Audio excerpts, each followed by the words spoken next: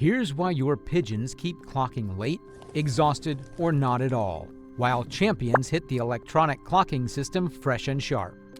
In this video, you won't get random tips, but a complete practical story that answers the big question and gives you fixes you can actually use.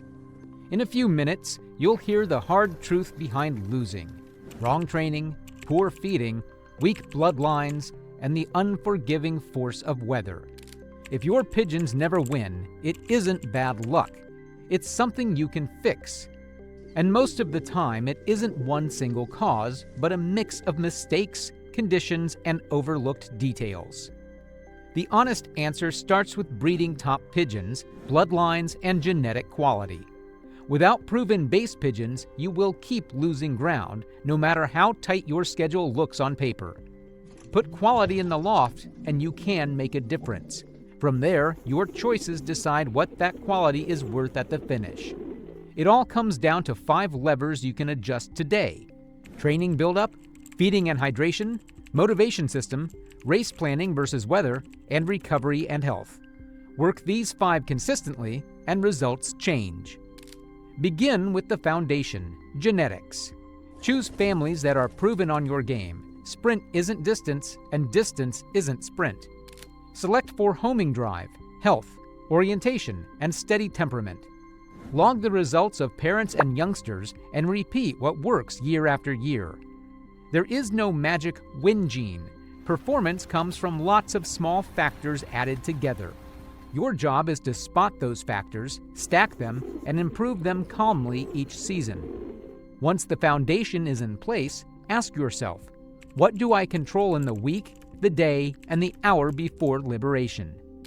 Here's the hard reality: pigeon racing is not a gentle hobby. It's tough. Thousands get basketed and go up together, and each pigeon has to grind it out. Some get lost in thunderstorms, some get taken by a hawk, others burn out halfway and never return. Even a top pigeon folds if one link in the chain is wrong. A fast wing isn't enough. It's about preparation on the details. A pigeon can have the body of a champion, but if she's empty or tired, the race is already lost. Every fancier with a few seasons behind him knows the feeling: late arrivals, thin and worn, or no return at all. Every miss hurts, but every miss is also a lesson. Training makes or breaks a racer. Many fanciers think more is always better, but that's the trap. Overtraining shreds muscle and drains reserves. Undertraining leaves pigeons lazy and mentally dull in the basket. Build progressively. First active loft work, then short tosses of a few to 10 kilometers. Then step up in stages: 20, 40, 60, 80. Only when that is stable, move to 100 or 120. Scale up only when roughly 90% of the team comes smartly on the current distance. Change liberation directions so they learn to orient, and schedule rest blocks. Workload without recovery doesn't count. Don't skip steps. If you jump straight to 300 plus out of impatience, you're asking for drama. Feeding and hydration turns winners into losers, or the other way around. Without the right fuel, you won't win, and timing matters as much as the mix. For short work, you want carbohydrates for quick energy. Moving toward distance, you shift in the days before the race to more fat-rich seeds like peanuts, sunflower kernels, safflower, and rapeseed. Fat gives stable endurance energy. Carbs give start and pace. Protein is important for building and recovery, but it isn't your primary race fuel. Don't load them heavy right before basketing for a sprint. That's ballast in the basket. Do your energy stacking earlier in the week and keep the last days light but energy dense. Water is the quiet champion. Pigeons don't drink in the air. What they carry is all they have. Basket them fully hydrated, and in heat or after heavy work, use electrolytes purposefully, mainly after they return, then always offer plain fresh water again. Check your approach with numbers. Weigh 2 top pigeons before and after a hard race. More than 1 to 2% weight loss is a sign to rethink hydration and timing. Motivation explains why some pigeons quit early while others fight to the finish line. Two pigeons with the same body can perform completely differently depending on the system you fly. Widowhood, nest play, a hen on small youngsters, these can crank up the urge to rush home. Pick one system and be consistent for at least 4 to 6 weeks. Widowhood works if you run it tight, fixed rhythms in training, feeding, and showing. For example, in the first couple of races, don't show the hen, give the nest bowl. Later, show the partner, but only around target races. Hens often show razor motivation with pap youngsters, 5 to 6 days old. Cocks respond to brief, clear contact. What doesn't work is changing the plan every week. That makes behavior unpredictable and costs you minutes on the pad. Write down what you show and when, and tie it to arrival times. You'll see fast what motivates your loft. Without motivation, they'll sit on a roof halfway or drift along with a strange team.